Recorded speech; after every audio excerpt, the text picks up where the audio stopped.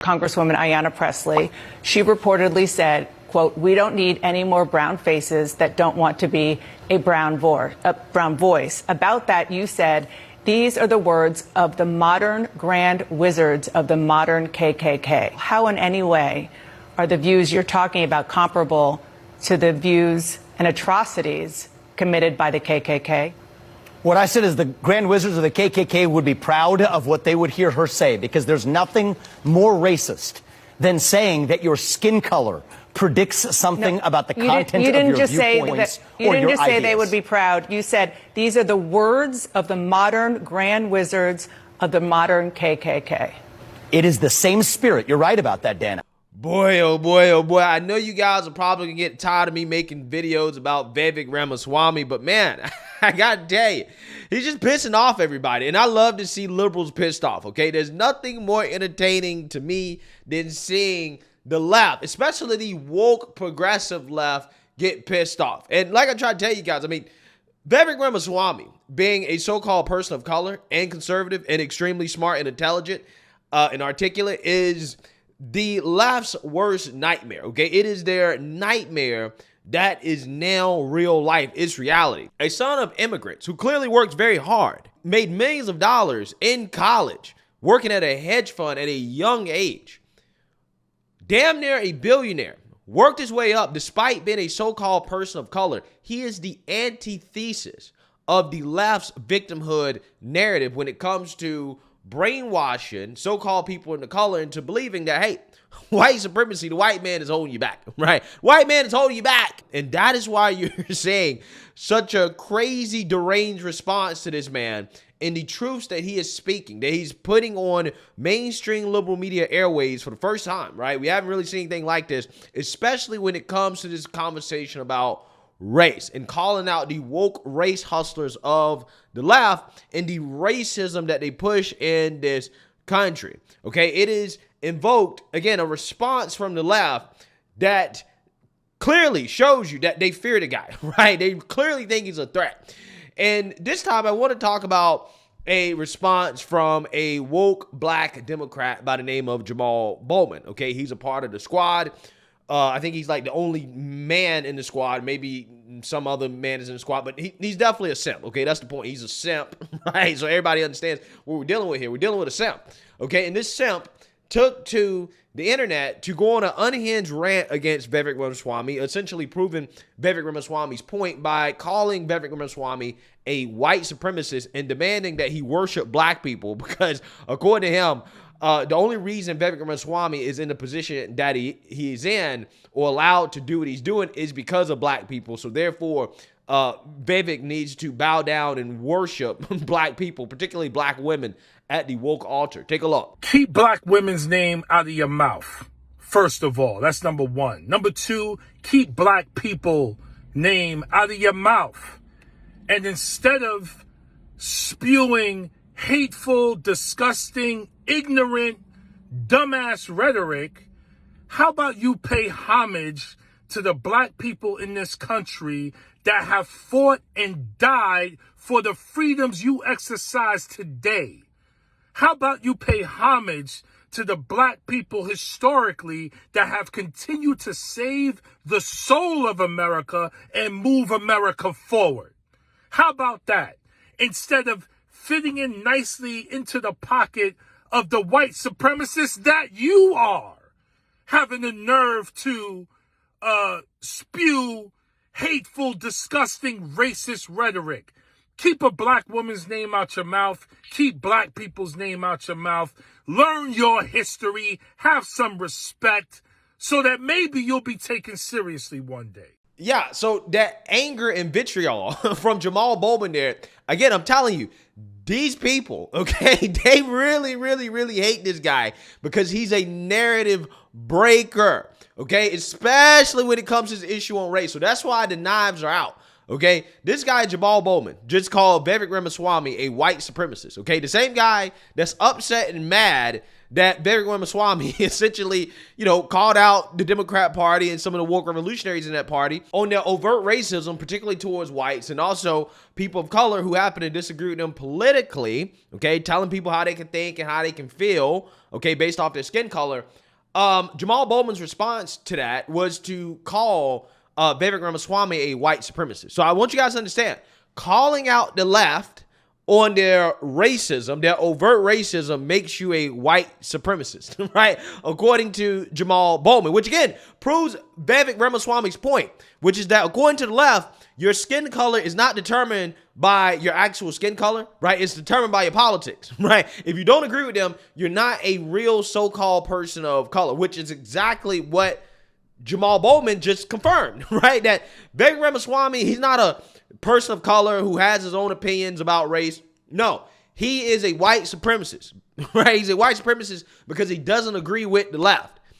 Again, interesting, fascinating how these people just time and time again prove us right. Now, again, I wonder, is the mainstream liberal media going to drag Jamaal Bowman through the mud for claiming that a brown man is a white supremacist?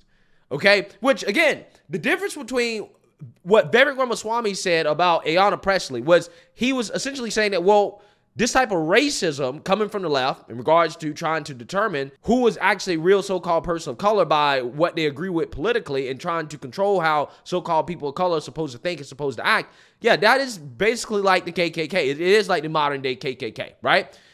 His analogy there was 100% legit, right? And accurate, right? Because that is what the KKK did.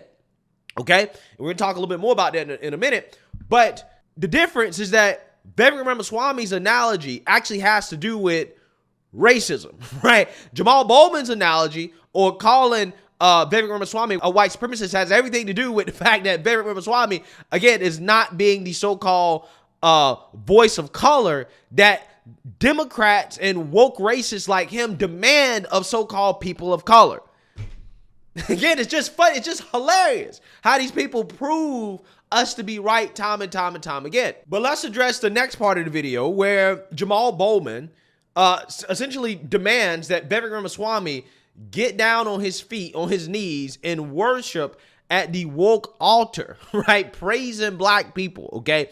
Because that's what he's demanding. And I'm telling you, a lot of pro-black people think this, okay? This is what they think. If you listen to him talk, the reason why he's saying that is because a lot of these people truly do believe that non-black people should be thankful. They should be worshiping black people in this country because black people are the ones that made it possible for them to have the opportunities that they have in this country. Because according to these people, right, black people are the only folks that fought in the civil rights movement to secure rights for non-whites in this country, right? This is what they believe, right? Jamaal Bowman tells Vivek Ramaswamy to learn his history, but it seems that Jamaal Bowman doesn't know his history, because if he actually understood history, he would understand that the civil rights movement was not just black people fighting for rights. It was actually a multi-ethnic coalition of people, Americans, white, black, all different colors, who came together to fight for civil rights. Okay, in fact, you have white people were being lynched by the KKK for standing up for civil rights. So you had white people who also fought for civil rights as well too. Wasn't just black folk. The slaves didn't free themselves. Okay, there were thousands of white men who died in the Civil War so that black people could be free. Okay? But again, this is something that the people that always are quick to tell other people to learn their history when it comes to how black people have been victims and oppressed in this country. It says these people are the most ignorant folks when it comes to history. They seem to forget that black people, we didn't do it ourselves. We had help, right? We had help in regards to getting to the point we're at today. And the point we're at today, black people are not victims anymore. You're not slaves. White people are not holding you back, right? You have every opportunity in this country that everybody else has. Your skin color is not holding you back. And again, I'm telling you, because I know how these people think, there's a lot of hate and vitriol towards people like Vivek Ramaswamy, who a lot of these black people see as immigrants, right? He's an immigrant, right? Because one, a lot of them don't know what the definition of immigrant is, okay? But what they see is that in one generation, right, a family of immigrants can come over to this country.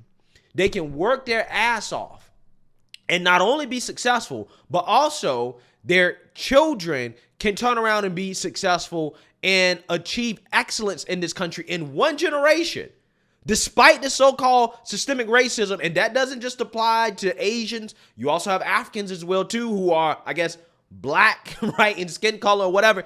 They do it. We see all these other immigrant groups coming over here and doing things that black people who've been here for decades, centuries, claim they can't do. They actually can do it. Claim they can't do. And that is why these people are so upset. This is why, again, a lot of these super pro-blacks, they hate Vivek Ramaswamy because of the things he's saying. He's a narrative breaker. But what a lot of these pro-blackity blacks don't understand is that they need to stop listening to these super pro-blackity blacks sell them victimhood, okay, and crazy ideas that they're going to get reparations, which is never going to happen. Instead, they need to look at people like Vivek Ramaswamy and conservatives who understand that, hey, the key to prosperity and success in this country is just basic conservative values, right? Faith, family, belief in the individual, right? Hard work, all these things that the left tells us are white supremacy, right? Maybe you need to start, I don't know, taking some notes on how white supremacy leads to success as somebody that is not white, right? I'm just saying. Because if you look at the Vivek's background, you would quickly understand and realize, like, damn, this man has all the basic foundations that conservatives always preach about in regards to obtaining success in this country. 2-parent household, strong faith. They seem to be, very financially aware, right? For example, reportedly, his parents actually set aside money for him, put it in a fund, okay, and kept contributing to it so that when their son went to college, that he would already have money, okay, that he would already be collecting, dividends and stuff like that. Again, that's the type of stuff that black people need to embrace. We need to be embracing that type of stuff, right? We should be taking notes. How did this person become successful? What did he have, or what traits, what characteristics, what values, what did this man have that led to his success despite the so-called systemic racism in this country that's supposed to be holding everybody back? Instead of looking at that and taking notes and then saying, how can I apply that to my own life? How can I apply that to my own family? What can I do with that to get ahead? No. Right? They want to tear the man down because he's essentially calling the left out on their racism, right? They don't like the fact that he's successful, right? He's a so-called person of color, and he's not out here crying victimhood. Again, it's just amazing how that works.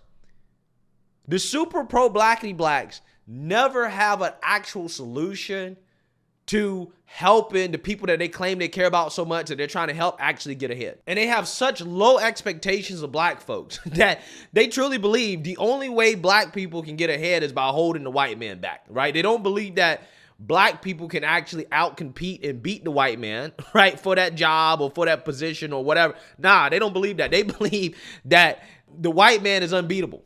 Clearly, Vivek doesn't believe that the white man is unbeatable because he doesn't feel like that he needs affirmative action or anything like that in order to get ahead, okay? You just out-compete him, right? In fact, you out-compete him so much that you become white, right? You're now considered white, okay? That's how the Asians are looked at in academia, right? In terms of college admissions, they become the new whites because they're just beating everybody. They're too smart, okay? This is according to the left. The truth is that conservative values are how you get ahead, right? Conservative values, 2-parent households, personal responsibility, accountability, financial literacy. It's basic stuff. It really is. It's not really that hard to figure out, okay? So, again, this guy is proving Vivek right. Calling Vivek a white supremacist actually does prove Vivek's point that, again, if you are a non-white person and you don't agree with the left, right, or you call the left out on their racism, then you're not a real so-called person of color. You're actually white, okay? You are not a real voice of color. You're just a face, which again, to me sounds like, KKK talk. But hey, what do I know? These people will probably throw me in the bucket as a white supremacist too. So hey, let me know what you guys think. Make sure you like, comment, and subscribe. Most importantly, share a black conservative perspective. Peace.